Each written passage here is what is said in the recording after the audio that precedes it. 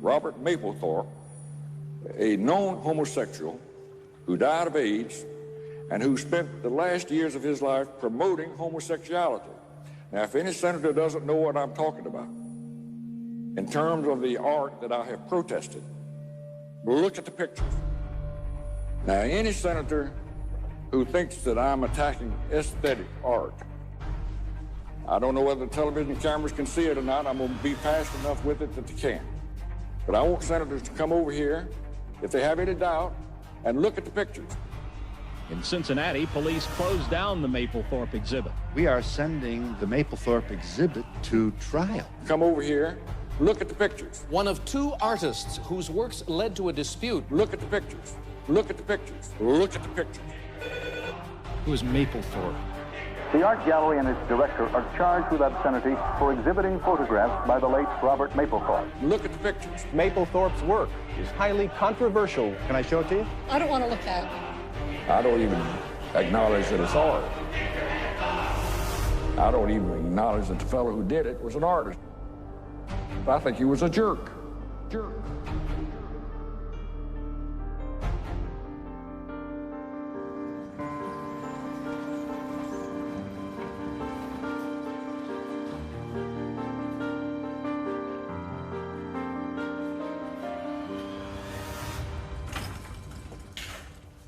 This is one of 5 vaults in which Mappelthorpe's archive resides.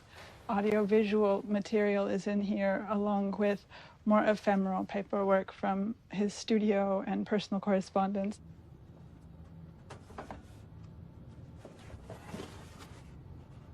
Photographs are in a cooler environment, and Polaroids are in an even colder environment.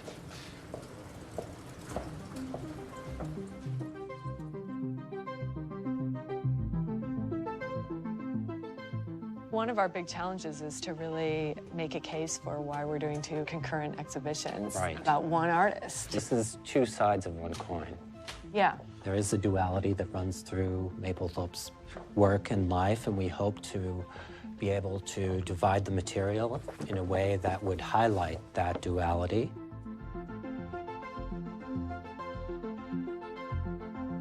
This is a box of self-portraits. Great. Oh. Oh. Yeah, biker jacket from the back. Yeah. I really like this white piping and how it leads up to this other shape.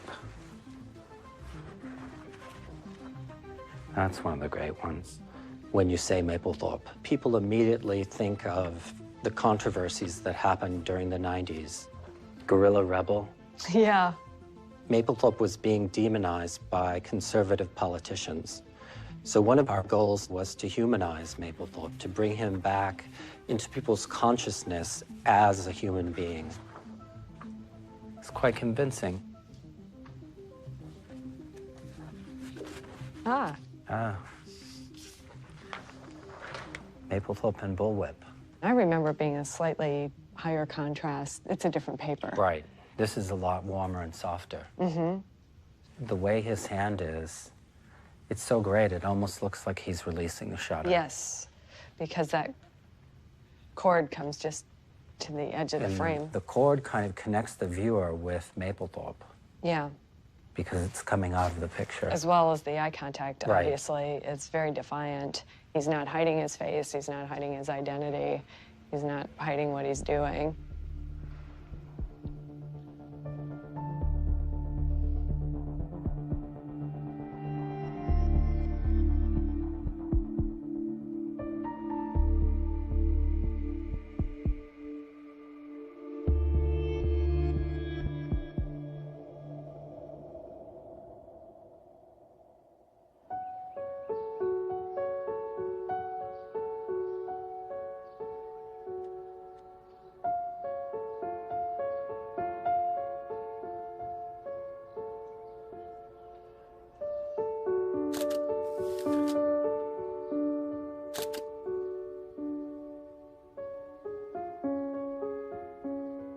Robert was just my younger brother.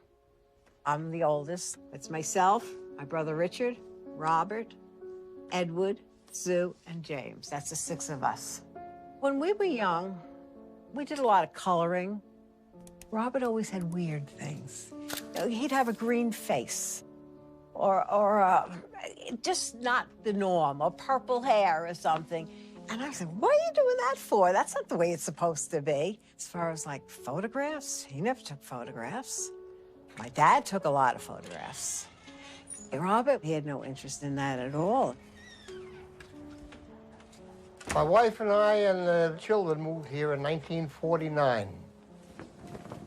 I was always interested in photography, but none of my kids were until Eddie. I had all the equipment downstairs, a dark room, larger and printer and dryer and everything else. This is the block we lived on. See, all the houses were the same. This was during the snow. This is Robert here with two of his friends. You know, we had to be home a certain time for dinner, and you had to sit at the table until you finished your dinner. Robert was a regular kid. One thing was his endurance on a pogo stick. He was having competition with people. He would go all the way around the block on a pogo stick. Robert was the pogo stick champ of 259th Street of the neighborhood. He just could go on forever. And he was so proud of that. You know, there's something about black and white pictures that are so much better because they last. I took this of Robert in front of our house, right? The rest of them, all these, he took of me, and I believe it's probably the first pictures he took.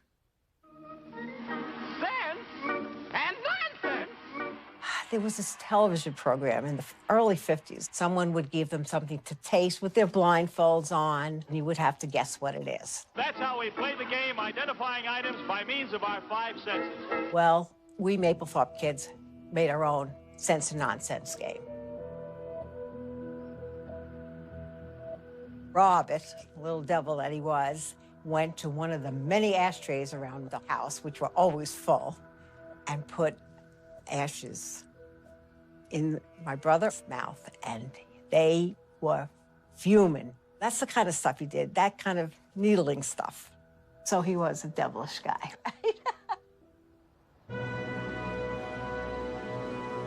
We never missed Mass on Sunday. We always went to church, and I still do.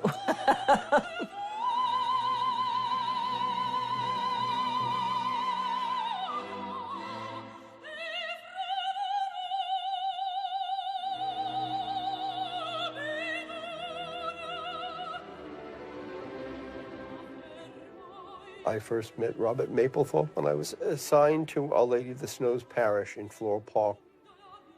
They were active in the parish, you know, so I got to know the whole family. So Robert just kind of took to me, and I, you know, took to him, and he used to paint me pictures.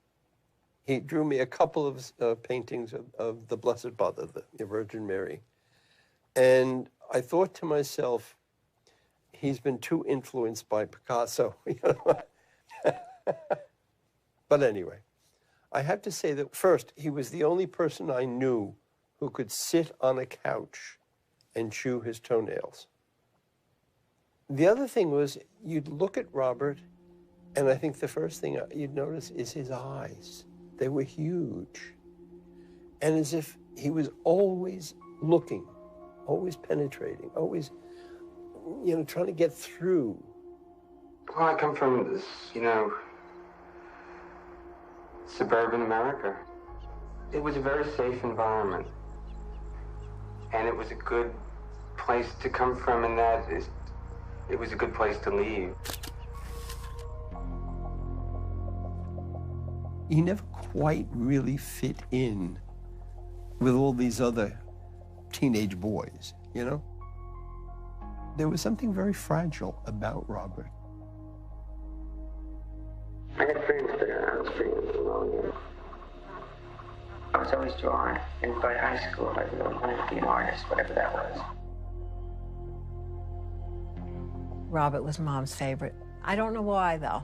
I can't put my finger on specific things, but I always say, oh, Robert was her favorite. Somehow that just wasn't enough for me. Robert was smart. Everything came easy to him. I worked like a dog for my marks, but he graduated at 16. As soon as I could, I started art school training, and I moved to Brooklyn. My dad was basically against it. My father thought, you can do it as a hobby, but what are you ever going to do with art?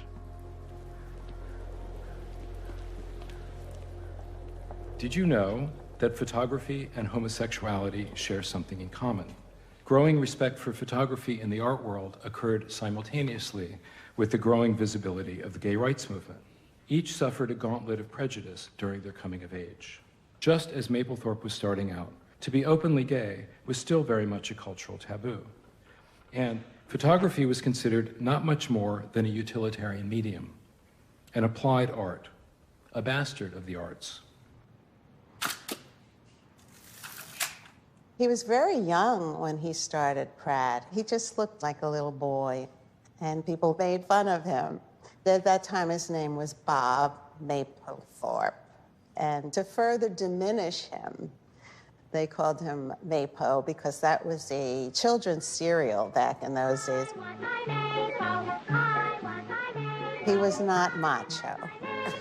It makes you strong. I never had any desire to be a photographer. When I was in college, we had to take a photography course, and I hated it. You know, it seemed like a lesser art form. You know, I was just not. He told me he would take his father's negatives to class and present them as his own work. He was a fuck-up. So I was interested in his experience at Pratt and how he found himself as an artist there. Is that a self-portrait? Yes. This one's actually ink, so I'm imagining he like rolled an oil-based ink onto his face. Yeah. Which is kind of hard to comprehend. The psychedelia of it, too. He was really into acid at the time. We both had a similar background. Right off the bat, I think we kind of hit it off. He started taking drugs, smoked marijuana, LSD. We both were living on candy bars and cigarettes, basically. And he was getting really skinny, and we're both really pale looking, and but we smoked. And so he put LSD in the cigarette. I completely lost my memory. And so I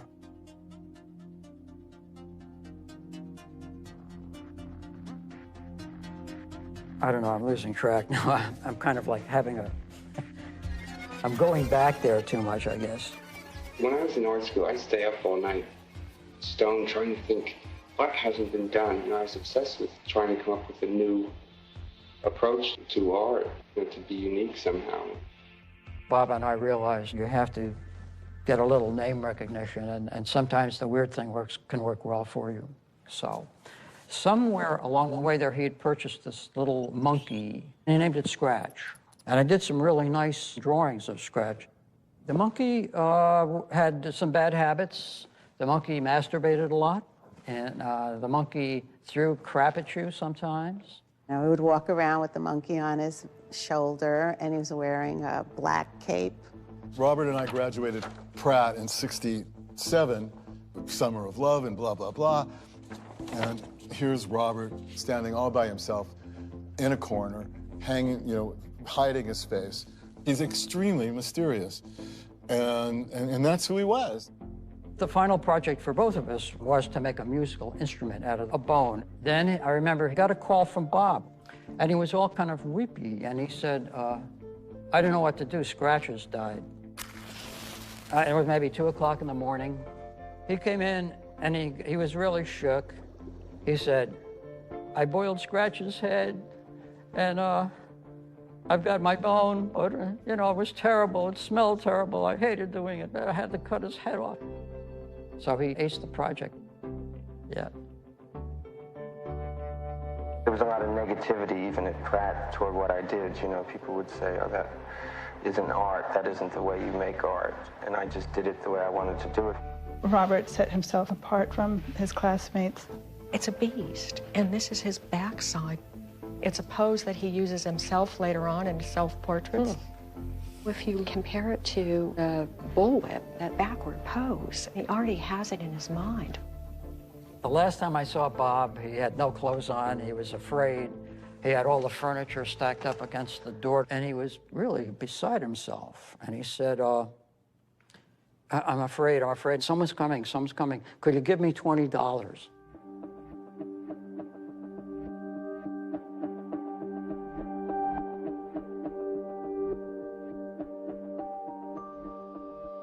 I met Robert accidentally, and he was just a boy. I mean, we were both 20. He was a kid going to Pratt, and we fell in love, and he was my boyfriend.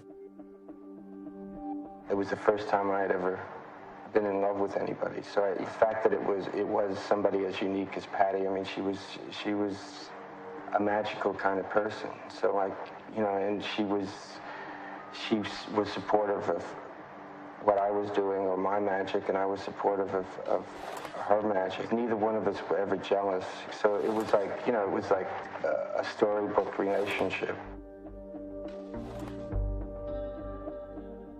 He helped me to build confidence in my work and to think of myself as artist, to have a concept of oneself as an artist. That was always really important to Robert, not as an apprentice, not as a student, but as an artist.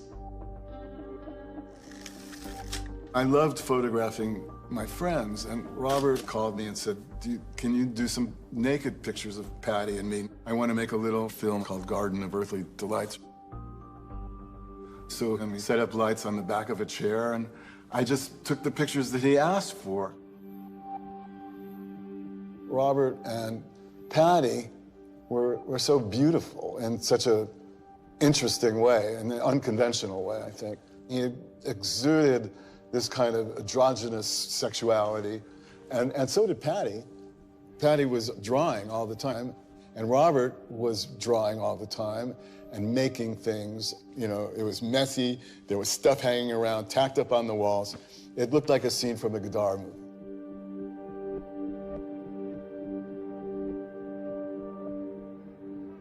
We sat for hours and hours, night after night, drawing and, drawing from each other as well as drawing. I'm a thief, and I dig it. A good thief never hesitates. A good thief steals clean. And I'm stealing now. And I'm stealing now. And I'm stealing now. The Chelsea has been home for more than a century to a colony of artists who have also celebrated it in books, poems, plays, dance, and painting. I kept on saying to Patty, how did I ever get by? How I survived financially? I don't know. I really don't know. I was a call boy for a few days, and then survival. Well, you have to believe in what you're doing, and then you have to be willing to do anything that it takes to get there. I loved them. We were like a family. He kept telling me I was like his sister. Patty was working like crazy to let us live. I mean, she was very generous, and she wasn't jealous of me at all, which is wonderful. She trusted me with Robert, totally. I never was in love with him or had any sexual feelings for him, but we were very close. We would sit in my totally white, empty room at the Chelsea, which supposedly had had Oscar Wilde stay in it and had had Jackson Pollock stay in it, and I had Warhol's clouds floating, the helium clouds. That's all I had in the room, and a mattress. We lived on the floor, and it was clean enough to eat off of, and that's exactly what we did. It was a 25-hour art show all the time, or movie set, or whatever you would want to call the life. It was just a life being recorded. In a stark, sun-drenched studio lives filmmaker Sandra Daly. I called him up. I said, could you bring over some of the things and put them up on the walls? Because there's nothing here, but, it's all white. And he came over with the stuff, And I looked, I thought, God, leather pants with a cock sticking out. I thought, why not? It looked fabulous. I was working with articles of clothing. They were kind of like fetish sculpture. You know, if I had a jacket that I wore all the time, I'd put it in a piece. And, you know, so it was like assemblage. What's made you live in the Chelsea for the past 7 years? My friends, I guess, live here, and my teachers. It's my home. Robert didn't say much. He didn't talk at all, did he, in that clip?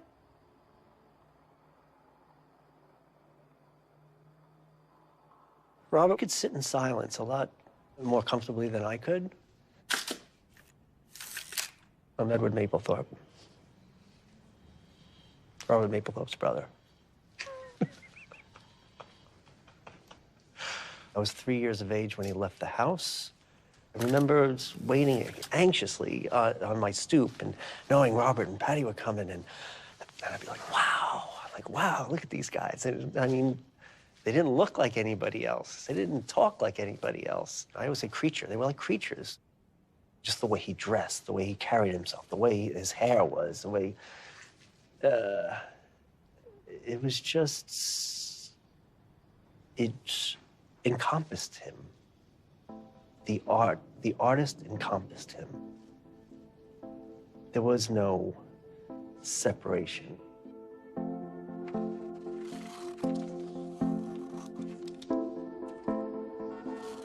First time I went to 42nd Street, I'd look in this window and see those pictures in cellophane, and I'd get a stomach feeling.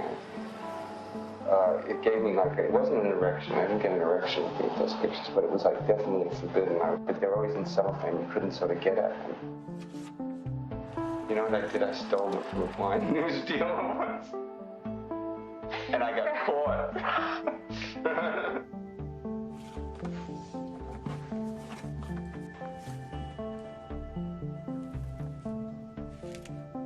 Wow. I see them as exquisite. Most porn looks amateurish and lower class.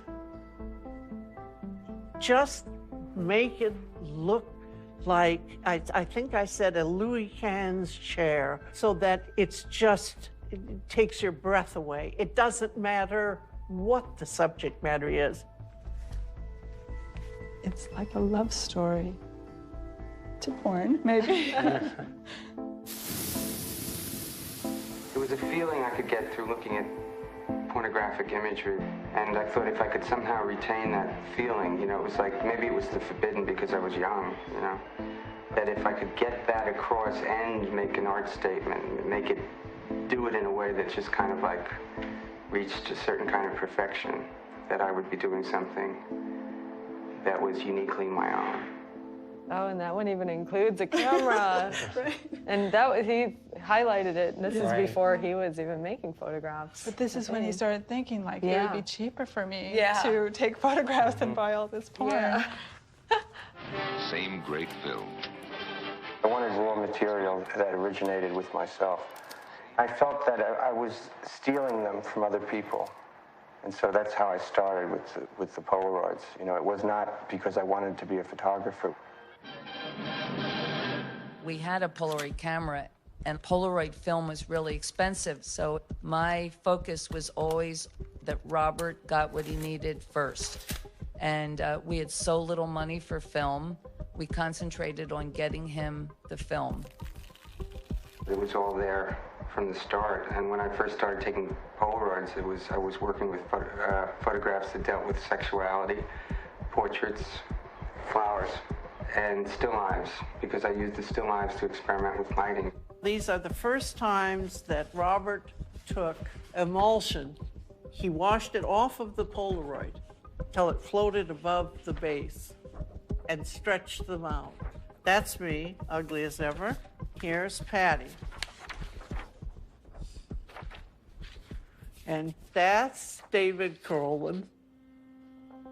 I'm really not a model anymore. I'm just, you know, an object. If you want an explanation of why I'm wearing this robe, it's for Robert. And Robert liked robes, and he liked black silk. And I thought twice about it, and then I thought, you're not going to think 3 times. Patty is the first girl he photographed for Polaroid, and I was the first boy. I met Robert in 1970 on Memorial Day, on a steamy hot day. As soon as he got his camera, the film was loaded and my clothes were off, starting with a robe, and then the robe was like here, et cetera, et cetera. He photographed me a lot in that, and in those days I just thought, who cares, Polaroid film? I was used to being photographed by the big format, you know, by, should we drop some names? Someone said, stop dropping names. I said, I can't help it if everyone I know is fantastic. So I thought these Polaroids were like, what the hell are these? I saw very quickly that he wasn't just stacking up a bunch of Polaroids, he was making stuff out of them. He was incorporating them into a new type of art, which no one was doing. No one. Mm-mm. And then someone called Patty to say they were boyfriends. So we were busted. Patty knew that I was helping Robert, so there was no animosity, not at all. At least I don't think so. When you're young, you don't have much of a conscience. I mean, when you're young, I don't even know if you think. I don't even think it's a good idea to think. To this day, it's just better to do stuff. I had this small amount of money. I could make a movie. I said, Robert, you can pick out anything you want to do. I just thought it would be interesting to have a ring through your tit, because I maybe seen it in a movie or something, but it wasn't something anybody had at that moment. And all of a sudden, there was a whole situation where I was to get my nipple pierced. I had done a number of films for Andy Warhol. So I was used, and as a model, I was used to having the camera trained on me. Yes. But I had no idea where that film was going. Where that film went was to the Museum of Modern Art. And it showed there at a big screening. MoMA was very crowded, and I was writing film reviews then for the Village Voice. And I remember Robert was standing against the wall, and he had this sort of angelic kind of hair. And I guess I had a crush on him and whatever. Right away, in my mind, I saw him as an angel and a devil. And Patty has this brilliant monologue that she did as the soundtrack. I read this book. Robert had this book in his, he had this book in his drawer called Leather Boys. And like I picked it up the other night because he went out. Once he got those leather pants, he'd be down on Christopher Street. Like it was like my boyfriend or nothing. I guess the only reason I don't like it is because like they got secrets. In sharp counterpoint to the delicacy of the visuals is the harsh and hilarious soundtrack by Patti Smith, poet, Robert's ex-girlfriend. Who it seems dislikes homosexuals because A, she feels left out, and B, they use their assholes. He called me after the review came out and said that he really liked it, and could we like meet for a cup of coffee or something.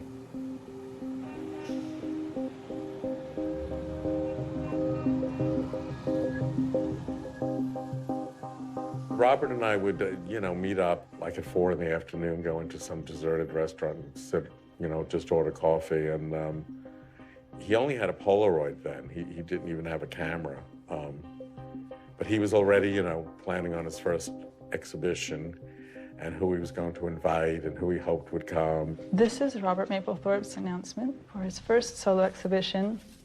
The envelope is embossed by Tiffany and Company. It was a show of Polaroids. He encased his announcement in the Don't Touch Here safety cover from the Polaroid film pack. Mappelthorpe says in several interviews, an exhibition doesn't begin when you go to the opening, it begins when you get the invitation. It's a small dot sticker that's really not opaque. But what do you want the viewer to feel when they open that invitation? I want them to remember it, that's all. Yeah. You're thinking of like standing out from this huge mass. Being more, you know, why can't it be in terms of one's whole lifestyle? You know what I'm saying? The whole point of being an artist or making a statement is to learn about yourself. I think that's the most important part. The photographs, I think, are less important than the life that one is leading.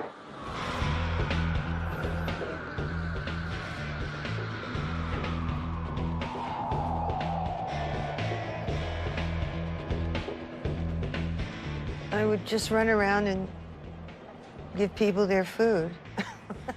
It really was a comprehensive scene of downtown artists. Not a closed world, but it was, you know, almost like a clubhouse in a way.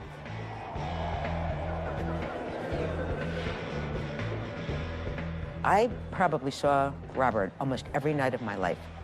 You know, most people that I knew lived in such horrible places that you really only knew where they lived if you had sex with them. Lots of times in Max's, he would come and sit with me, you know. It was probably the time I enjoyed Robert the most because he was an incredibly amusing gossip. He was extremely good looking in a very particular way, you know. No one that saw Robert did not have a crush on him immediately. No one. Everyone. Dogs liked him. He looked kind of like, you know, a kind of ruined Cupid. And he was very reliant on his charm. You know, I mean, in other words, he made great use of it. By which I mean productive to Robert. Robert was not a hustler. Robert didn't have to hustle. People hustled Robert, mainly out of his pants if they could. Me too, by the way. Robert didn't think anything was wrong with his ambition. He didn't think of it as selling out. He didn't think, he just, you know, pursued it the way that people now do. Was Robert ambitious? There is no word for it, for either of them. That is an understatement for both of them. Yeah. Unbelievably. I went away for a summer. When I got back, Robert was suddenly into S&M. One day, I showed up at his place, and he was wearing leather pants, and it looked like a radio attached to his crotch. I said, "What the hell is that?" He said, "Oh, it's a codpiece, isn't it great?" I said, "This is like the beginning of the end if you keep dressing like this." He started to trick me out in leather jackets and handcuffs. They started to get not me at all, and more him, and he wanted me to always go further, and I thought, that's not gonna happen. I'm a model. Sam Wagstaff. I only knew that he was eccentric, handsome, and then when he took me to his loft later that day, rich. But right before we went to his loft on Bond Street, he spied a little tiny picture of Robert taken in a photo booth with a little sailor cap on. It looked like a Jean Genet drawing. And he said, "Who is this?" I said, "That's my soon-to-be ex-boyfriend." So I called Robert up and I said, "Listen, your ship's come in, it's in my harbor. You're gonna jump on this boat. You're gonna love him, he's gonna love you. I can tell." They had a date that week and they fell in love very quickly. Sam was his protector in every way, you know, the way that girls are protected by men. It was a beautiful match. Beautiful. Really beautiful. When I met Sam, you know, he was a very attractive man. He also happened to have what seemed like vast amounts of money. He's telling one, and certainly the money, if he didn't have the money, I may not have been involved with it, you know. I mean, but you can't separate it. And that's what was so good about Sam, is he knew that was part of the package, so to speak. I knew other people who had older, like, guys who supported them and stuff like that, but Sam devoted himself. The career Robert had, I don't believe, would have existed without Sam.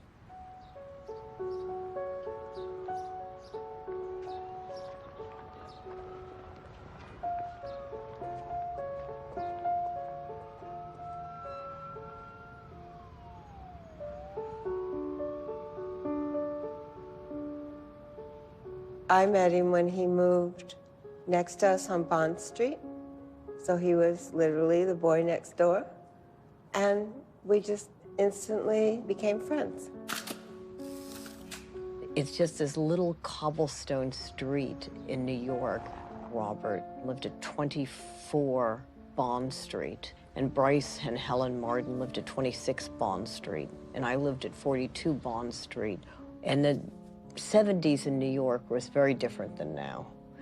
New York was bankrupt.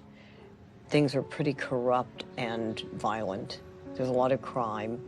And, you know, Bond and Bowery was in the middle of, you know, people sleeping in the doorways and lying on the streets. But it was the art world. When we first moved here, I was hysterical. I said, we've just spent $40,000 on this dump. And look at this area, look at this. I mean, it's like miles before you can get to a restaurant, a grocery store, you know, a light at night, the place is dark. You have this beautiful, free-flowing stream, then there'll be all the soap suds and garbage. Junkies. He said that's the way Bond Street was. And now, of course, the last time I tracked it, the penthouse in that building, I think, sold for $19 million. I never thought we'd have any money. Did you? No, it wasn't the intention. I mean, it wasn't as though it was just a band of innocents. You know, you came to New York because you felt you had to be in New York, you know, or else you would have just gone to some place that was nice to live. He loved coming over and taking photographs of my bats. You know, he wasn't Robert Mappelthorpe in the beginning. You know, there was no thought that this was Robert Mappelthorpe, right? Right, Bryce? Right. Yeah. Nothing, you know. We were just all doing our work and chatting about it. We'd go to these funny little used bookstores, and they'd have like cardboard boxes filled with old postcards and filled with old photo prints. And Robert would go through them, and he'd find, you know, a Westin or a Steichen or something. And it was like no one knew what it was, and it was like $5 or $10, and he would do that much more once he got together with Sam. See, what happened is I started collecting photography, so I studied it through holding these pictures in my hand, which is probably the best way to study photography. Robert and I liked to lie in his bed and look at all the photographs Sam bought, and then he would tell me how much they were worth, and we would laugh. Never having really looked at photographs as art, it really took Robert to bring me to photography. That's a terrific Westland. Right. What are you up to? I'm working. You should see some of Robert's work sometime. I'll be getting down after the sale. There was something about the quality of even the Polaroids which startled me. Something very knife-sharp about his work. I think this is the most intimate thing we have in the archive between Sam and Robert. Robert doesn't write, so in a way, this linen album is his love letter to Sam. You can see the dialogue that's going on between them about photography and love and all that sexuality. Yeah. I used to be slightly embarrassed by certain photographs that Robert took. He helped me get over that. I think Sam became more secure because he was very uptight about being gay until he met me. So I think that, you know, that was something I gave to Sam, the sense of himself. Robert has always liked to play on the edge of pornography. I always was fascinated with the idea of taking a loaded subject like sexuality and somehow bringing it to a level that it hadn't been to before. He's absolutely wedded to truth and opens it up in front of his camera in a almost surgical way. And I remember somebody saying, you know, you really shouldn't do that because it's going to fuck up your career. And I said, you know, I thought it was stupid for him to even think that way. I was convinced that what I was doing was the right thing to be doing. I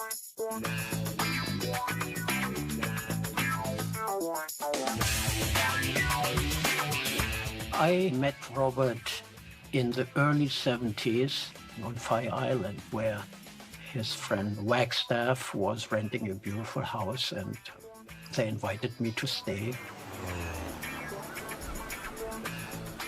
The 70s was a sexual time, and Fire Island, we went for sex, for that beautiful availability of sexual encounters. I mean, the drugs were floating around. It was heaven. Whenever we went out, I was recognized, right? And people stopped me, and Robert liked that, and he was craving for fame. And he enjoyed to be seen with me, but he was sort of feeling he should be the one who should be recognized. And so I agreed as a friend to pose for him. Then when the weekend was over, Robert went back to New York City to work on his career. For me, the ambition was to get laid. Robert's ambition was to be a great photographer, and that's why he is. Because in order to be a Mappelthorpe, you had to work hard. He walked into my office at Drummer, a major gay magazine, where I was the editor, wearing leather chaps and a leather jacket, carrying a black leather portfolio, and said, "Hello, I'm Robert Mappelthorpe, the pornographic photographer." Well, everybody that came to my desk was a pornographic photographer. The problem in the 70s was everybody was having sex. Photographers weren't shooting, painters weren't painting, writers weren't writing. But Robert was functioning. We ended up in bed and became bi-coastal lovers for the next 3 years. He knew that he needed to be written about, which is one of the reasons he came to Drummer. Well, I think life is about using people and being used by people, and that's what a relationship is all about.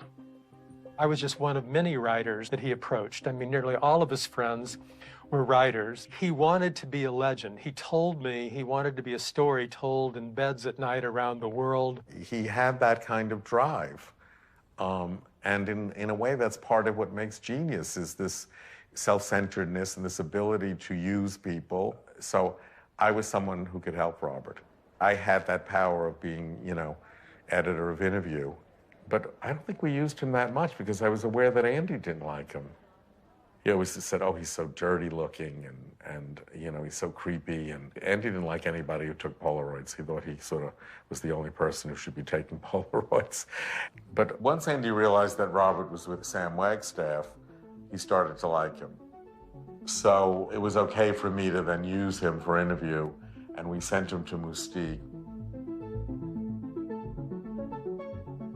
We met Robert, my husband and I, on our way to Moustique in a private little plane. I haven't heard of him at all, but I was fascinated by his mind. And on top of that, he was so good looking. He said at one point, "I want to photograph you." And I said, "No way." And he said, "You know what? You might regret it later, because I'm going to be a fantastic, great photographer, and you're not going to have a photograph taken by me." He was a big hit with the aristocracy, and he loved Moustique, and then Moustique loved him. Immediately hooked into the right circle.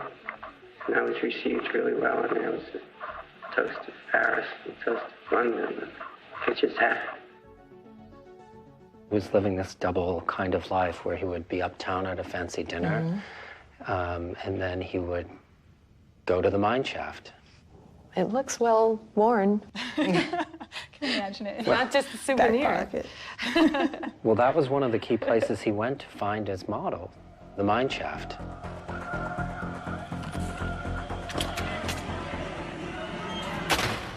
What went on in the mine shaft for all those years was 2 floors of the most outrageous sex had this side of ancient Rome.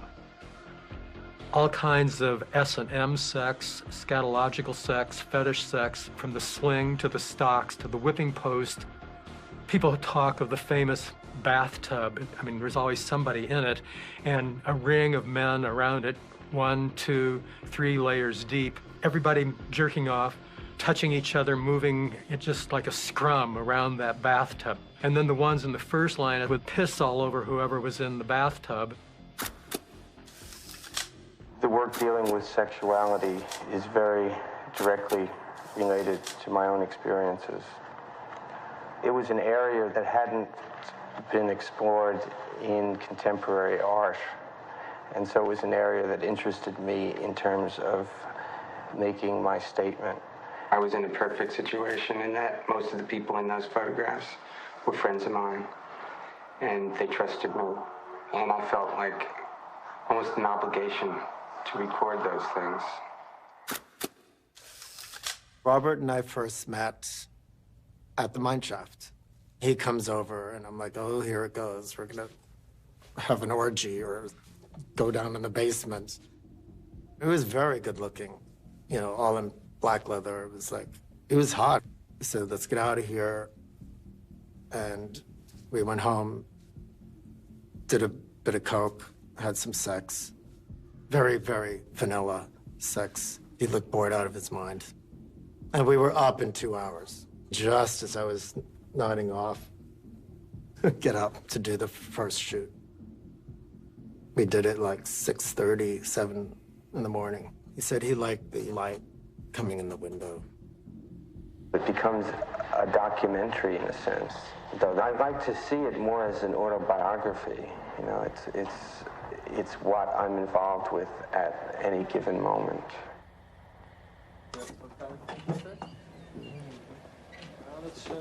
Leave that open.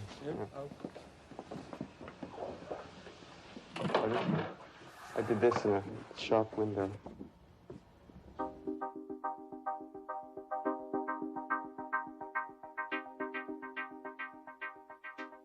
This is Hockney, and this is a young film directress from LA. I remember this one time we were at his studio, and he said, do you want to see my private stuff? At that point, all this stuff was very taboo. None of this stuff was out in public when he was showing it to us. It wasn't. Yeah. It wasn't. Robert lived not too far east of my apartment, so I just walked there. I remember as I got closer and closer that I felt increasingly more frightened. I was a bit anxious. And I look up, and there's Robert up on the fire escape, smoking a cigarette, and I was like, okay, here we go. The hand-operated elevator. 5 flights. Very low lit, devil figures, mysterious, it's creepy. The first thing that struck me about him, he was not at all, you know, the kind of person that one might think might make these kind of photographs. Yeah, well, this will pick up. Yeah, this will pick up better. Okay. Now. He said, oh, is that a Sony? And I said, no, it's not. And he said, oh, Panasonic. Well, Sony is better. And, you know, teased me about having the wrong tape recorder. In his early work, Mappelthorpe signed with an X, so there's a kind of double entente here. Each portfolio is 13 gelatin silver prints mounted on blackboard and signed in graphite.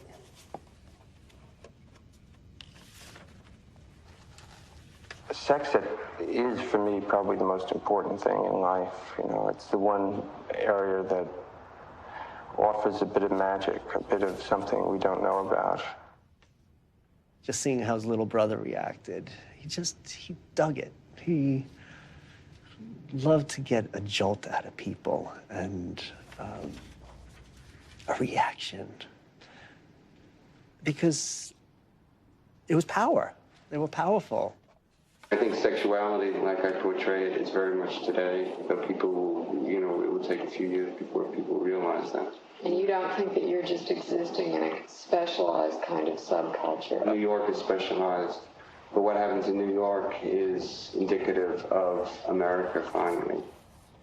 If I was going to pick an image that I thought was humorous, I would pick the man in the rubber suit with the hose coming out of his mouth. I got a phone call one day, hi, this is Joe. And the tube gets connected to an enema bag. That's really disgusting.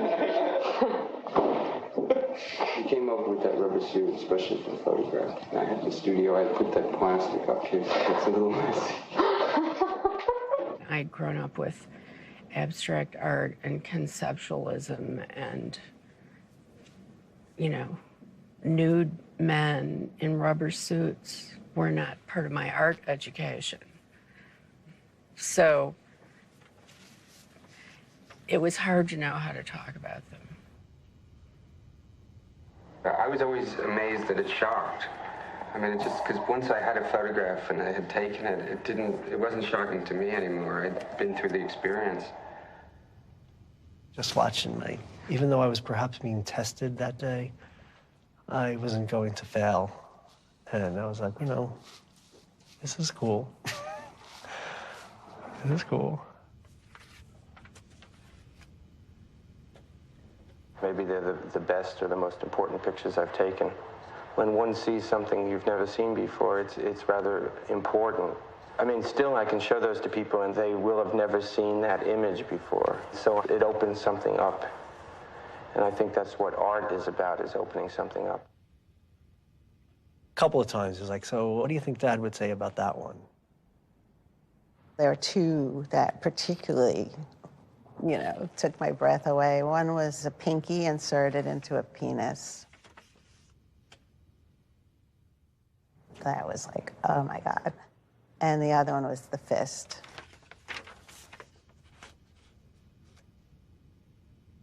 Oh, okay, Robert.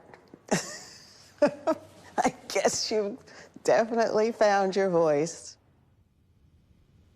I wanted to do a great fist fighting photograph, so I did that picture. And then he said, now it's your turn. So he sort of pinned me against the wall and said, listen, you wouldn't want to be considered somebody exploiting people and not, you know, being able to exploit yourself.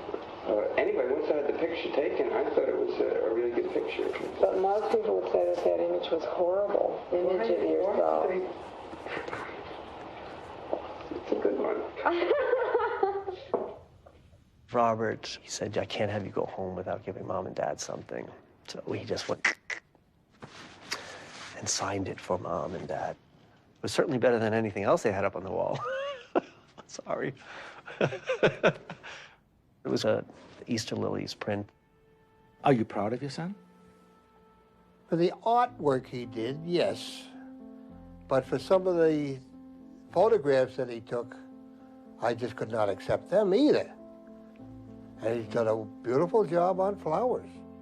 There was tension. There was no doubt about it. One time in particular being very, very uncomfortable because my father wouldn't look at Robert. My father was an electrical engineer. He wore one of those pen holders. Robert would make his attempts. He came with a Polaroid camera one time and gave the camera to my father. He did a Polaroid of Robert. After he left, my father making mention how Robert shook people's hands. It wasn't a manly handshake. It was a soft handshake. Well, let me say this, that I thought he was for quite a length of time, but I would never even mention it to my wife, because as far as my wife is concerned, he was her favorite. He and Patty told my parents they were married. I remember sending her birthday cards, Patty, whatever, Mrs. Robert Mappelthorpe, you know. I think my father always had suspicions, though. You see, there's no pictures, there's no, you know, there's no certificate. Did you resent the fact that he was gay? I did, yes. I guess I did, yeah. He never spoke to me about it. Because I guess he knew I would never accept it. admitting that he was gay or telling me that he's gay, that wouldn't have helped matters at all. Because I probably would have had more resentment to that fact if he had told me. So he was really not part of the family, you know, and it's sad. It's sad. I so wish I could talk to him now about it all, you know. But, you know, Robert did. Robert wanted to be famous, and he became famous. Dear Lloyd, I finally have a gallery in New York. It's run by a woman named Holly Solomon. You probably have never heard of it, but it doesn't seem to be a bad place to be for the moment. I said, before I show your work, I would like you to do my portrait. And when he took my portrait, I was convinced that he was an artist, convinced that he could manipulate people extremely well. And I use the word manipulate. And so I said, okay, let's do a show. Sam Wagstaff was a great photography collector, Holly Solomon said. I wouldn't have touched Robert without Sam. And there were others like me who felt the same way.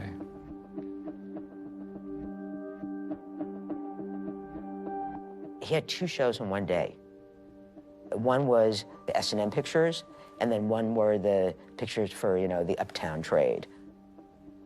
And then there was a dinner that Sam gave, a black tie dinner at 1 Fifth Avenue. It was very carefully thought out. It was like an ad campaign, and it worked.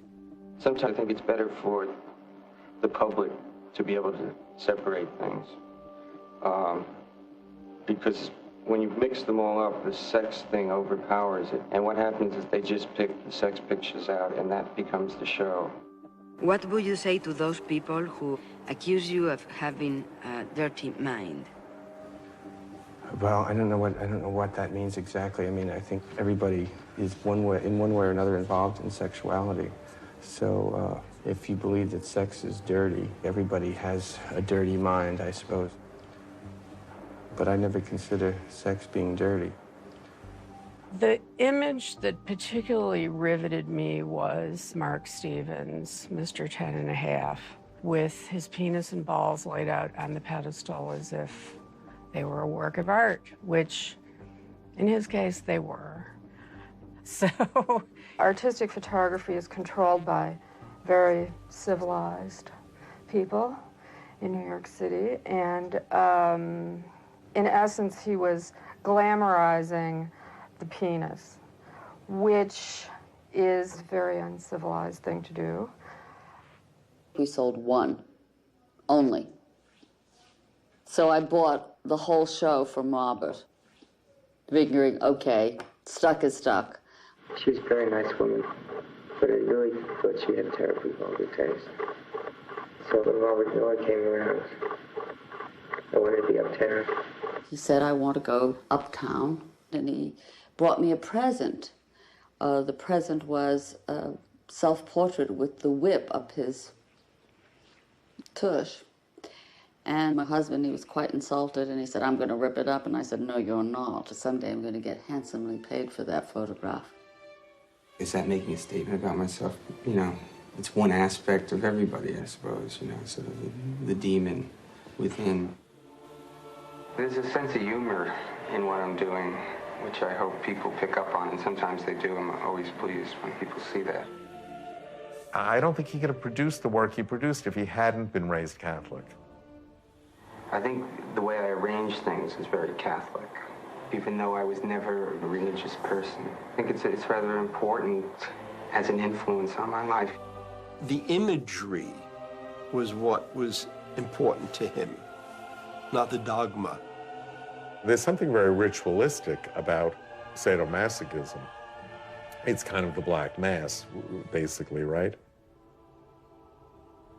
His S&M work is based on the Catholic martyrology.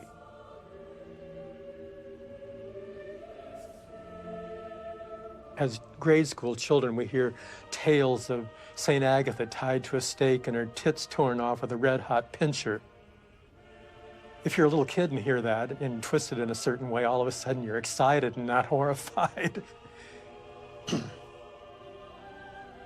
I'm really not, into sadomasochism. I don't encourage it with other people either.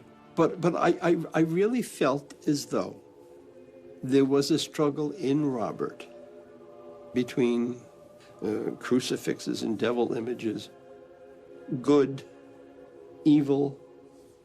There is a great conflict there. He liked the fact that I had been in the seminary for many years and was an ordained exorcist in the Catholic Church. And because I was trained to be a priest, he was very confessional to me. Dear Jack, it's midnight. MDA ingested, only the first signs now visible. I've been out nearly every night. Tonight is no different.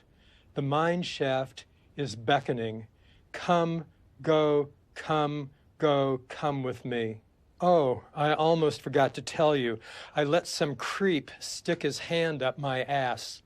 I've been fisted, even came, but I think I prefer being the giver. In fact, I can't help but give preferential treatment to the feeding process. I want to see the devil in us all.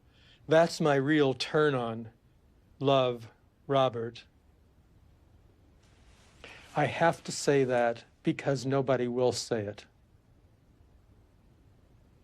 I have to say it, and it's not to put him down, but it's simply to reveal. Robert, Satan to him was not this evil monster. Satan was like a convivial playmate, having a jolly good time seducing the maidens. To me, it was a bridge too far. Go away. Can we close the doors? I'm getting awfully cold in here. Yeah. There's a draft. Mark? San Francisco, 1978. Robert was having a show. It was a sex show. It was unusual. I mean, you didn't see sex as art in galleries. And then someone said, well, he did the album cover for Horses. It was the only black and white album cover. And to see an androgynous-looking woman with a jacket over her shoulder, I just loved that photograph. Robert was holding court, and he said, well, let's have dinner the following night. And that's how I met him. And then I guess you want to know what happened the following night, right? You remind me of a satyr. He literally looked like a mythological creature, like half goat, half man. To be in Robert's world, you either had to be rich, famous, or sex. I wasn't rich.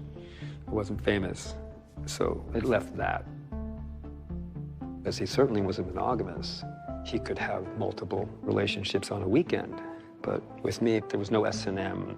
It was about being close and spooning and, just the normal kind of intimate stuff that he didn't have from picking up strangers. He said, I want to do a nude. So I said, why don't we do something like, those pictures of the hunt, where you have like the harvest with the dead rabbit and the fruit and everything all and about. So I thought it was going to be more like that, and it turned up with this dead rabbit.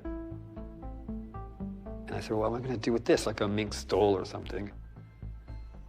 I'm surprised you even know that picture, because you'll never see a picture of me in any book by Mappelthorpe.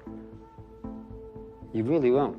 The fact that I started getting a reputation, aside from just being Robert's cute wit from San Francisco, how dare I become a photographer that was well known?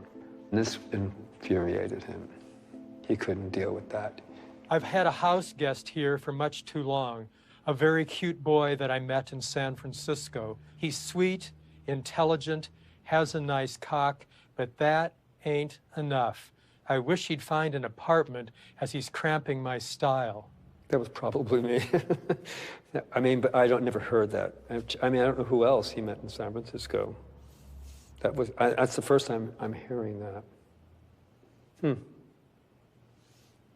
Well, it finally isn't enough, is it? I mean, what he wanted. It's never enough. Everything was a means to an end to his career. Everything.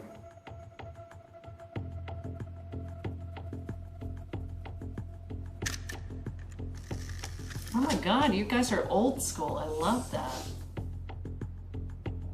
The Bond Street loft never changed. In the front was sort of no man's land, and that was where he used to photograph a lot. Then you move back, and it's this little sitting area where he would always hold court.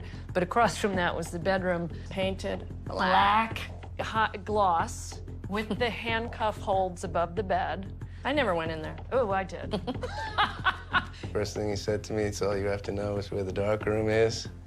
You know? Okay, dude, whatever you know, do your thing, I'll do mine. And remember the first image I printed, which was just a nasty, dirty picture. It's a guy laying on his back, pulling on his nipples. It's not a well-known picture, but it's a classic. And that was where we went to work every day. That's where we went. You know, off to work, here we go. Little waspy blondes. Yeah, waspy going blondes. to the den of iniquity. Going to the fist fucking file. Wasn't it funny how soon we became anesthetized to all the word sex penis? pictures? Yeah, you really... I mean, because it was just daily. There would always be film in the morning from the night before. So the first thing I would do was process film. And he'd come in his robe. How were the films, Tom? When he saw the image for the very first time, he'd tease me, what do you think of that cock, Tom? You know, get the fuck out of here, you know. I was just out of school, looking for work, and Robert was like, I don't know how I really feel about this, but I am looking for an assistant, and I started the next day.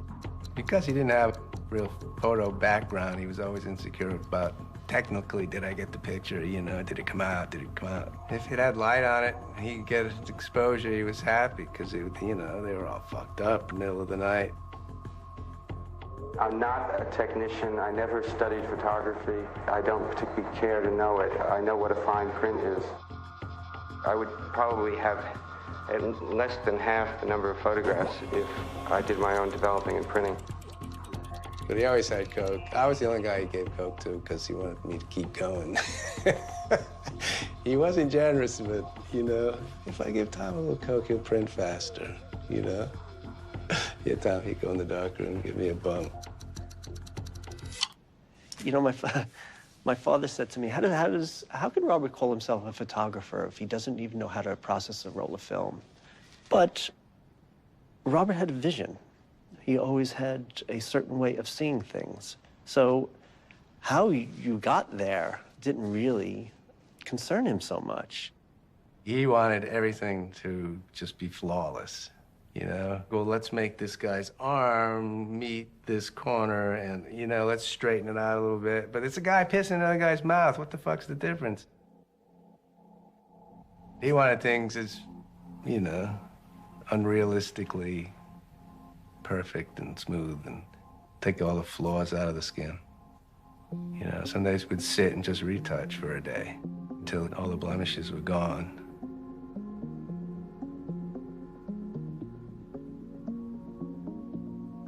I talked to Patty about doing a book and having her transform herself into all these different characters that would have been Patty. I mean, she would be this character one day and that character another. And I think, you know, she had a certain range that could have probably carried a whole book, but I never did a book with her.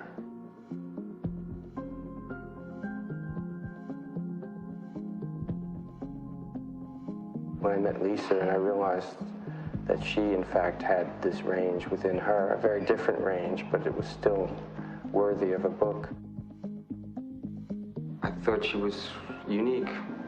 She had this form that I had never seen before. It was like a complete new animal. She was particularly important to Mappelthorpe because he was trying to balance out his sex pictures with pictures of women. Mm-hmm. It's so interesting to think about how the female bodybuilding idea then was really radical and kind of challenging. That kind of physique to us doesn't seem so shocking. She's such a prominent subject. Very 80s. The makeup, the hair, oh, yeah. The ruffle blouse, the shoulder pads. It was prototype for a new species, sort of animal perfection, and I felt in him a kind of male version of the same thing. My ambition that I discussed with him was to explore the range of possibilities of ways of viewing a woman, historical ways, contemporary ways, cliche ways, unheard of ways, tribal ways, the high fashion type, the sex goddess type, the lingerie type, the bondage type, the virgin type, the bridal type, the statue type. What had seemed very daring when he did it with men looked very retrograde when he did it with a woman who was dressing up in different hats and garments. And so I wrote about that, and he was furious. I think he called me and yelled at me. I feel like it may have been a bad idea to write that review. I mean, that is sculpture to me, you know, and that's sort of one of the points I'm making in photography, is being a sculptor without actually having to spend all the time sort of modeling with your hands, you know. That's much too archaic for me. It's like inventing sculpture myself with a camera. It really is like bronze, you know. I often say that photographing black men is like photographing bronzes, you know. I was the last white, intimate person in his life. After that, he was only sleeping with black people, photographing black people. He became obsessed with black people.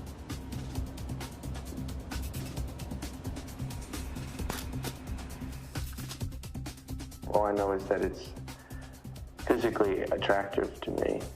Visually, it's also attractive. And so, you know, it became an obsession with me, taking these pictures of blacks. People would accuse him of exploiting these people. And he told me he photographed what he loved to do and the people he loved to be with. And to me, that's not exploitation. That's just living your life and using a camera to document it. For the most part, when whites have photographed blacks, they've sort of shown them from a certain social point of view. I'm photographing them as form in the same way that I'm reading the flowers or anything else that I photograph. I'm not attempting to make a social statement about their plight. Robert was looking for God in a black man.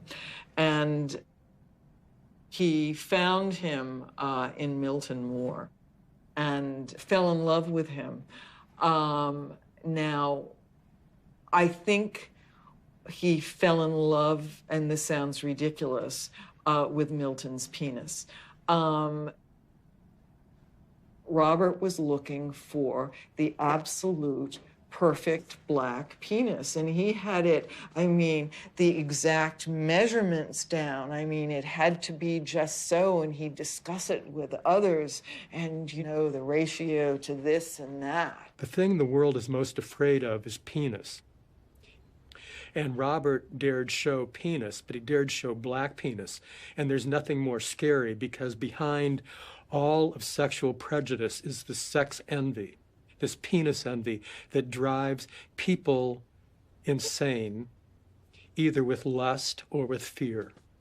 Milton did say to him, as one condition of taking the pictures, that he could not show his head in the frame. He had this most incredible natural body, you know. His legs were amazing. But I thought, what can I do with this beautiful body and not show the head? Picture of man in polyester suit, which is really one of his most famous. Milton had picked up that suit in Hong Kong and was very proud of it. And Robert purposely lined up his thumb so that it would show off the cheap seams. I'd never seen it, and then we went to the framers, and I saw it laying on the floor as it was going to be put into the frame. And I said, Robert, this is a show that, you know, the whole world will see. He said to me, will anyone write about it? That was his comment. And they did. Main picture here is a big black dude seen in an expensive vested gabardine suit with his fly open and his elephant cock sticking out. This picture's ugly, degrading, obscene, typical of the artist's work, which appeal largely to drooling, lascivious collectors who buy them and return to their furnished rooms to jerk off. We actually did sell that picture during the exhibition to a collector in New York for $2,500. And it was a reach. It was a big price for a photograph, and especially by a living photographer. There were 20 works in the show, and we placed all of them with very strong collectors, which was very important for Robert. This was the first show that had ever happened to him. And it was a kind of lightning rod, and it was notorious. Lot 144, Robert Mappelthorpe's Man in Polyester Suit. And I'm going to start the bidding here at $180,000. It's possibly one of the top 10 most recognizable images in photographic history.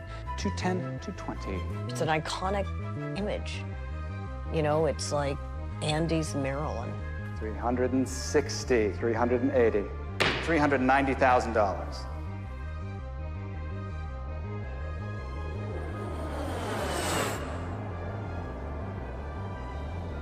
None of us realized that photography at the beginning was just considered commercial reproduction.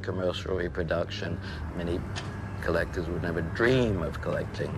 And I think Mappelthorpe is one of the artists responsible for photography being considered on an equal basis with sculpture and painting. I never for a second doubted that photography was a very real art. And so something about his photography immediately attracted me. I was shocked by his absolute brutal honesty about everything from sexual organs to relationships between people. You know, the people that have influenced me the most are the relationships I've had, you know, the lovers I've had in my life. And of course, I photographed every one of them. The only time Robert ever cried was talking about how much he loved Milton. Not Patty, Milton. Milton. I was really sort of heartbroken by the whole thing. I was willing to do anything I could to make the relationship work. It's just didn't work. And then Jack sort of filled that gap. But see, Jack never had the body to know him. He had just did that show called Blackmails at Robert Miller Gallery. So I went to go see that show. I said, that's going to be my boyfriend. We'd lived together for the better part of a decade. We rarely fought, you know, because he was too self-absorbed to really care. It was so easy to be around him because he was so busy being Robert Mappelthorpe. When we started seeing each other, he started taking pictures, right? And I was kind of shy, so I didn't want to take nude pictures. And Robert goes, just don't look at your dick. He goes, it's just a picture. There is no picture of Ken Moody's dick. There just isn't. And I'm sorry. As soon as I stood in front of the seamless, it was magic. It was absolute magic. There's no way you can describe it other than making love. And as soon as we stepped away from that backdrop,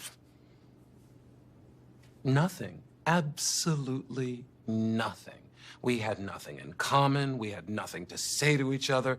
There was a ghetto element to men that he had the strongest attraction to. I had none of that. He's quoted in an article as saying I was too white for him.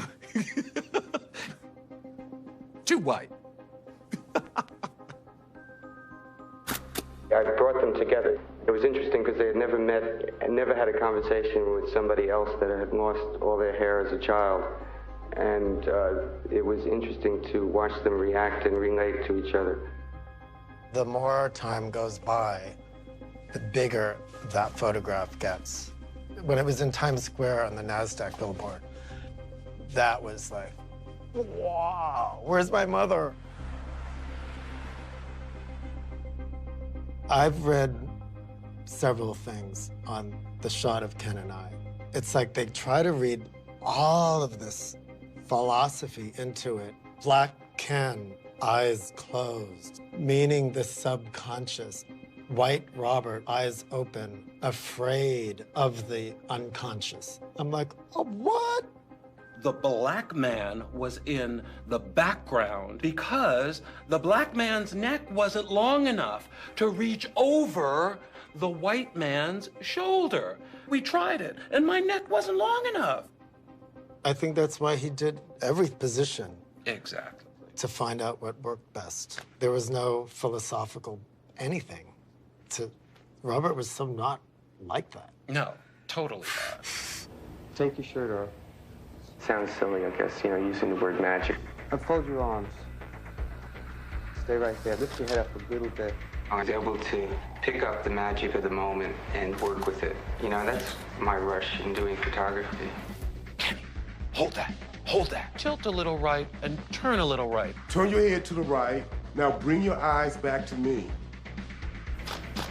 Look back here. Lean right, turn right. Put your head down. Now bring your eyes up. Click, click, click, click, click. Eyes to me. Click, chin up. Turn this way. Turn your head this way. Yeah, more. And instead of looking to the side, look straight out. Often I'm dealing with fractions of inches. Yeah, you can even, no, turn, just, yeah, from the neck. Stay there. I'm looking for that perfect position where the head sort of somehow makes sense to me. Actually, I should take it with all these things coming in at you. A little, look this way toward the, yeah. That's rather good, actually.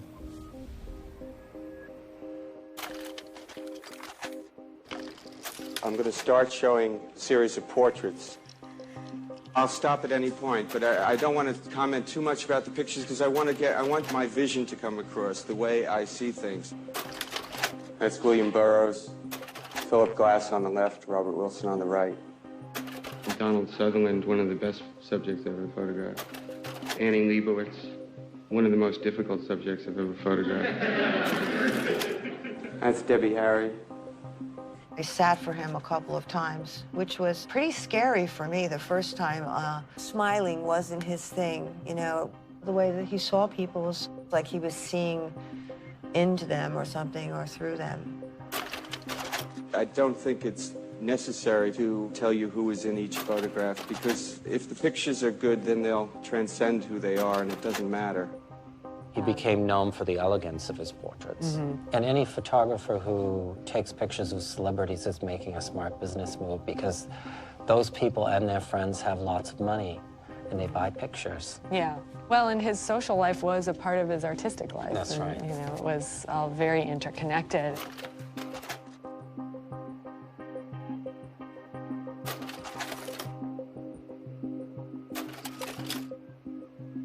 Ideally, you get the subject to a point where they direct themselves. They say, well, this is really kind of what I want to be photographed in. I thought it was going to be a catastrophe, and I prepared for it. So I did take a piece of mine. It was a good collaboration, right? Because he's famous not for his flower pictures, he's famous for his objectionable sexual representation. Taking pictures of sex is no different than photographing a flower, really. I mean, it's the same thing. It's just submitting to whatever's going on and trying to get the best possible view of it. Nobody else can photograph flowers the way I do. It's just the way I see. Even Robert said it, that the pictures started getting very, very slick. That was the word. So slick, so perfect. But perfection. That's a Mappelthorpe characteristic. Perfection.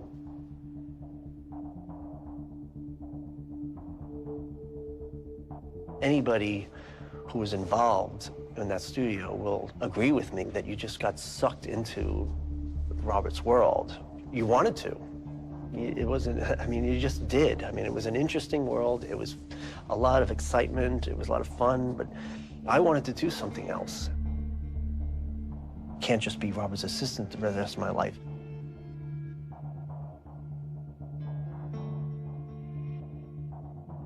So then the invitation gets sent out. Nice group of artists, all alphabetical. And lo and behold, Edward Mappelthorpe comes before Robert Mappelthorpe. And he was ruthless. He was nasty. And said, I'm not gonna have any kid brother. I've worked really hard to get where I've gotten. And if you think you're gonna come and ride on my coattails. I thought it was sort of unfair in a way. If he had published pictures, I'd see Mappelthorpe and think they were mine.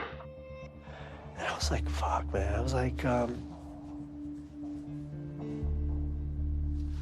wow. And Robert asked him to change his name, which he struggled with, I think, for a while, but then he changed it to Maxie. Right. But it was all about Robert. It was all about Robert. You know, they were brothers. Can't imagine what all that was like. You know, it was a futile attempt because everything, oh, this is Edward Maxie, he's Robert Mappelthorpe's brother. I was like, well, what good is this doing? This is ridiculous. But yeah, it sucked. That day sucked. Just like the day that he got angry at me for deciding that I was going to leave the studio. This is somebody that 2 years earlier didn't know whether he wanted me in the studio with him. 2 years later, I guess he learned to rely on me quite a bit and was angry, very angry.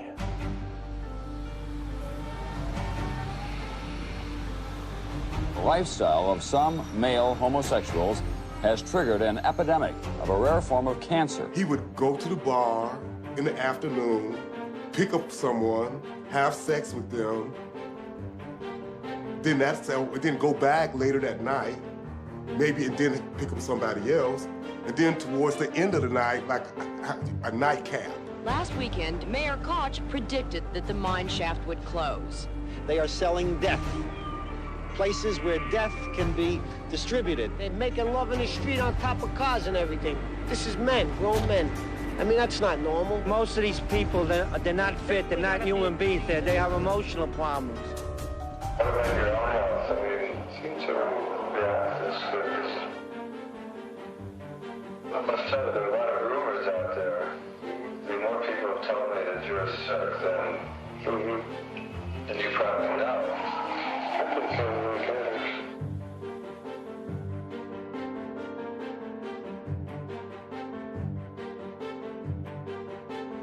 Because I was sleeping with him for all those years, I thought that I was going to die.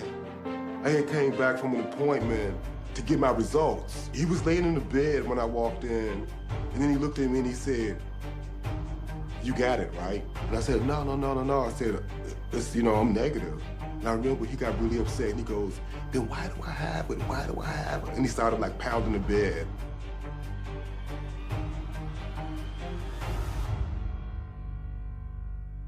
AIDS at the time was pretty much a death sentence, right? And he, on the one hand, was upset, but on the other hand, he was fascinated by the demand for his work. Like his market took off when people heard that he was about to die. It really took off. We were very busy. We didn't stop working, and he didn't stop shooting until he physically couldn't get out of bed. It's like, what am I shooting next? Get me some flowers. Let's do that, And the flowers got done, the statues got done, the commission portraits got done. One day I'll photograph flowers, the next day I'll do some fashion work, the next day I'll do some pornography, and the next day I'll do a portrait. I don't really care. I sort of thought I should be keeping a journal. I did watch him shoot today. It's so amazing to see how he musters the energy to do the pictures. It absolutely keeps him going. And the money. Funny money. Natrel Plus. Long-lasting Natrel protection. He was never interested in talking about his health. All he wanted to talk about was sales and who was looking at his work and when are we going to have $1 million month. He was interested in making as much money as possible, and he resented the fact that his contemporaries, like Bryce Martin, work started selling for several $100,000, and Robert's works were selling for $1,100. Mappelthorpe had a sort of jealous or competitive relationship with Warhol.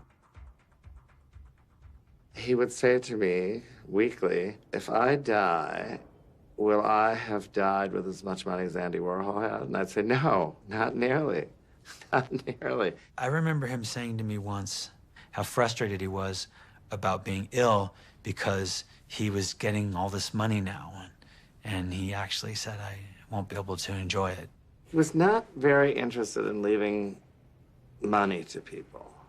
So the foundation idea really began to appeal to him because his money, his assets, his real estate, his art collection would support his foundation. So it would automatically promote him. Robert sent for me for his birthday, his 40th birthday party.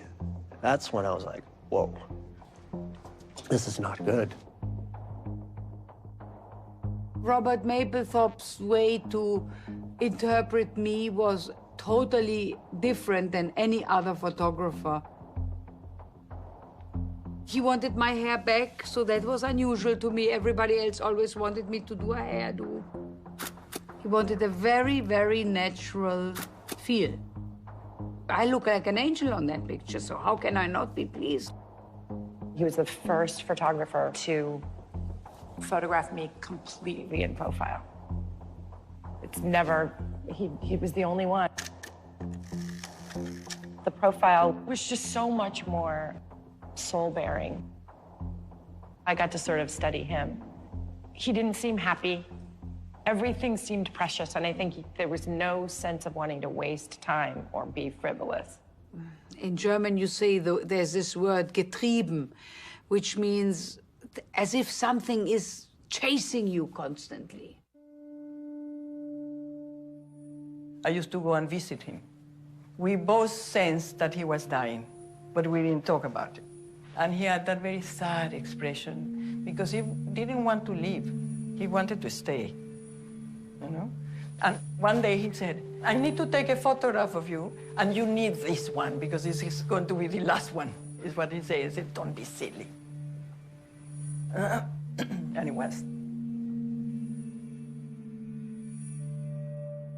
It was just sort of business as usual until things progressed, and he was having a harder and harder time getting out of his seat. And he had a horrible, horrible cough, which I guess was typical. 6 o'clock would roll around, and then he'd sort of be like, can you come keep me company? You know, it was this little boy. Don't leave. Stay with me. Little baby voice. Robert was in his bedroom, not feeling particularly well. And he's like, I'd like to do a picture with my hand holding the skull cane.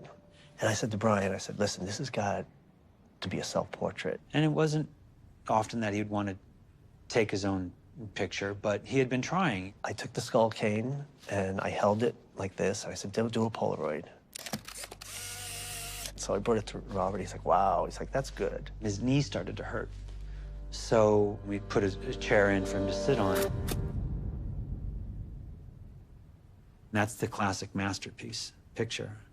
It's a tremendous photograph, one of the greatest self-portraits of all time.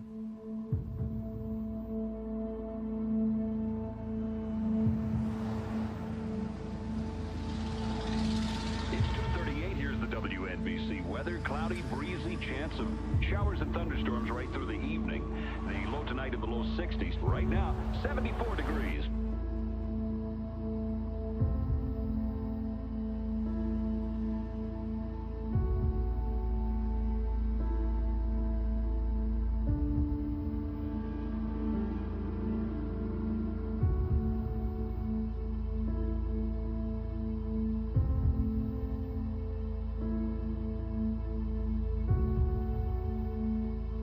There was something electric that day.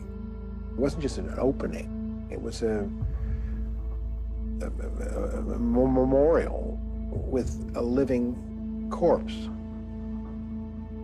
Your heart just went out to him because here he was having the success that he dreamed of from those days in coffee shops in the village. And, you know, you could tell he was dying.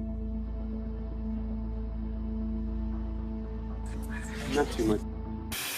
This is, someone took this picture of me taking a picture of him. He knew what I was doing there.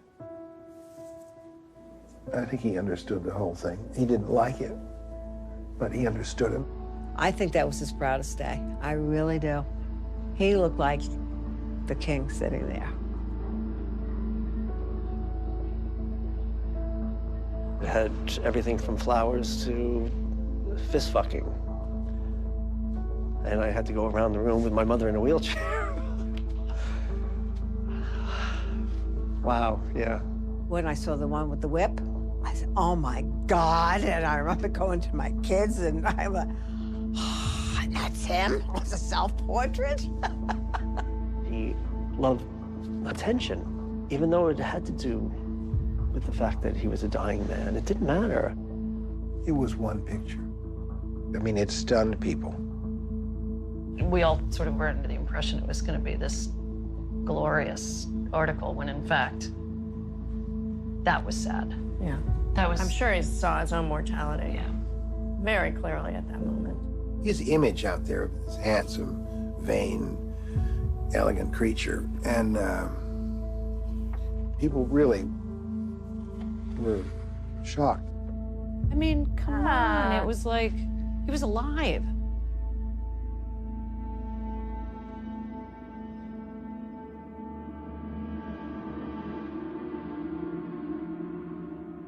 Working with Robert Mappelthorpe has been my most enlightening and rewarding curatorial experience.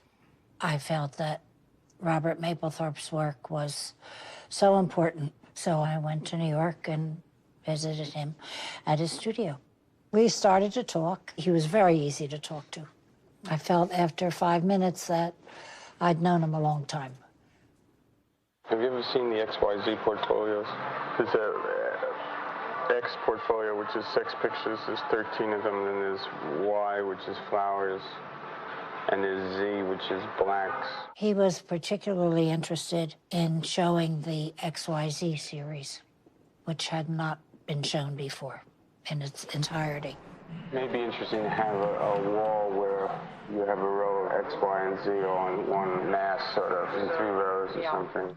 We devised a way of displaying them in a case that would be so high that a child could not see into it, but an adult could look down upon it. I remember showing my husband some of the pictures before the exhibition opened. He said, Janet, do you know what you're doing? But I didn't listen to him. Maybe I was crazy.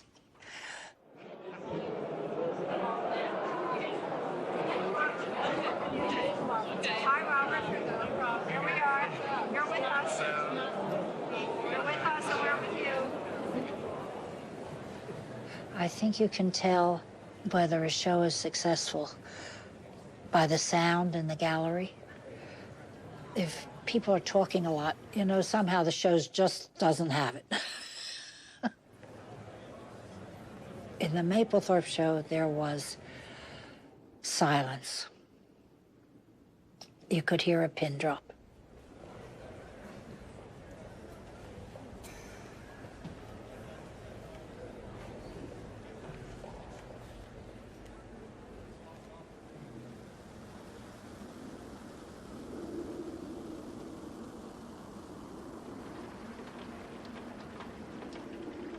This one time, it was a terrible night for Robert, and he was almost hallucinating a bit, and he ended up pulling out some of the IVs, so I had blood dripping out of his arm and IVs, and I know I had to clean him up. He shat in the bed, and I'm like, oh my God. That night, Robert looked at me, teary-eyed, crying, and said, oh my God. He's like, I'm dying. I'm dying. And I had to say, yeah.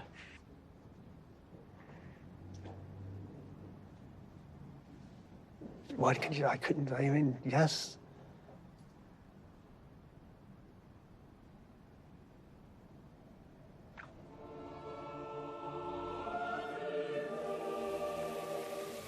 Robert gave a going-away party for himself, a lavish cocktail party at his loft. Waiters walking around with silver trays with little tiny blini and caviar and champagne. It was very elegant.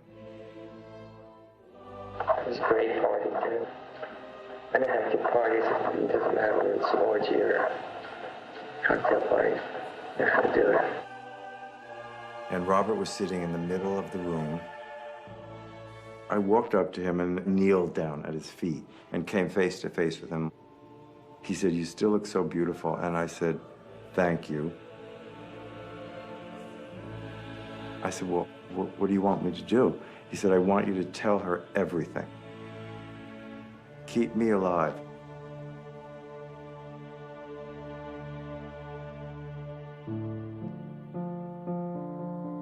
March 8th.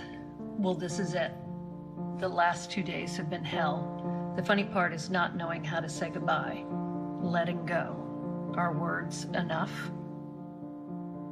But I was just like, come on, Robert, just like have a conversation with me and just say, you know what, I'm proud of you, and just keep it going and just do good work.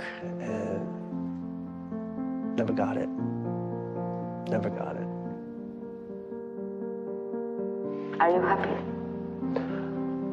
Some days, yes, and some days, no. You know, on a daily basis, I would say in any given day, I'm happy part of the time and not the rest, you know. I think I'm a perfectionist, and I think it's hard to be happy if you like things to be perfect, because things are not perfect.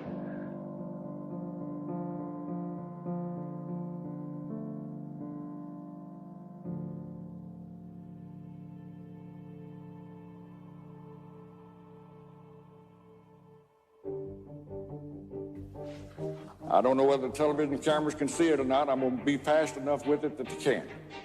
But I want senators to come over here, if they have any doubt, and look at the pictures. I don't even acknowledge that it's art. I don't even acknowledge that the fellow who did it was an artist. I think he was a jerk.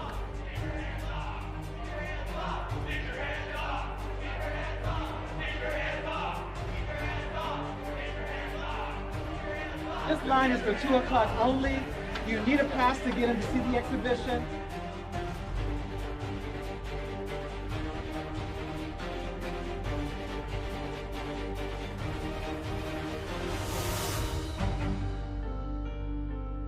It happened. What you're watching now is the Cincinnati police as they made their move today against the Contemporary Arts Center. They temporarily closed the controversial Robert Mappelthorpe exhibit that resulted in charges today against the Contemporary Arts Center and its director. It's an important exhibition. It's important for the city that it be seen here. It was suggested that I wear a bulletproof vest. There would be calls to the home or calls to my office saying, "We're going to kill your children."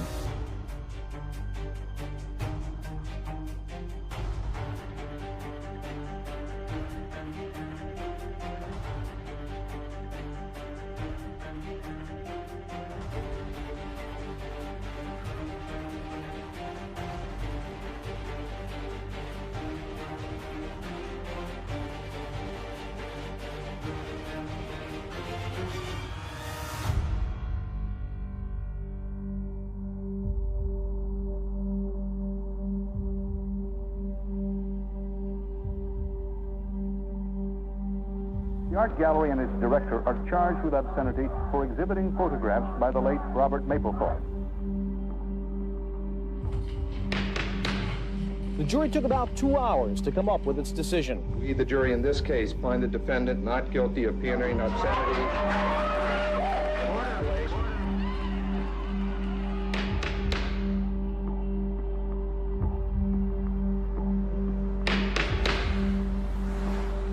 Next up is the Robert Mappelthorpe flag, the great Star-Spangled Banner, gelatin silver print, $48,000 now gets us go. 48,000, 48,000, 50, 55,000, 60, 65,000. Thank you, ma'am. He was always giving me his work. $70,000. That's with Caroline. I had at least half a dozen photographs and a collage. $70,000. Don't ask me what I did with this, please. Because if I kept it, I wouldn't be here. I'd be in my villa in Tuscany.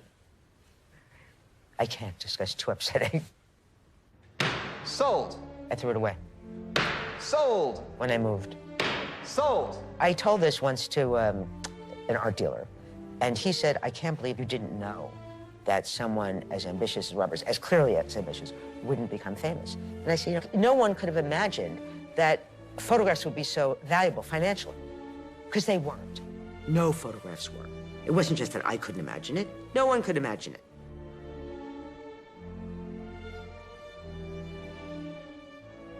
Whatever it took to become Robert Mappelthorpe is what it was going to take, and it took his life to do it. Literally.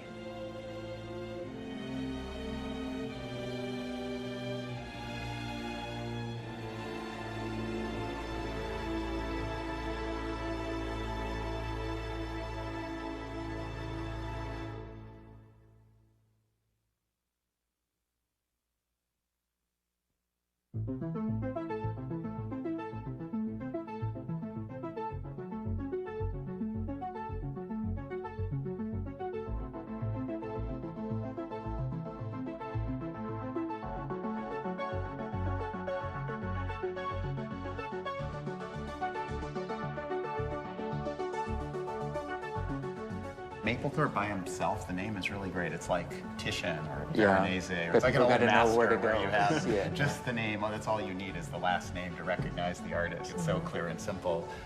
What if you stacked 3 images into the... We can't have nudity on the street banners because the city regulations. So that's one point of discussion. Second is the color. This is a mock-up of the invitation for our opening reception. The self-portrait on the front, then the inside message, then the RSVP card. It's just an innocuous flower, not anything that the post office would object to. I'm not planning to put a curtain, but I'm sure there'll be some kind of warning on the gallery as people go in. Well, and with her holding her sculpture. That was purposeful. Yeah, so great. I wanted to put Louise Bourgeois holding her sculpture Lafayette, which looks like a phallus, next to the picture of the man in the polyester suit. Yes, with his actual phallus. It's a curatorial pattern.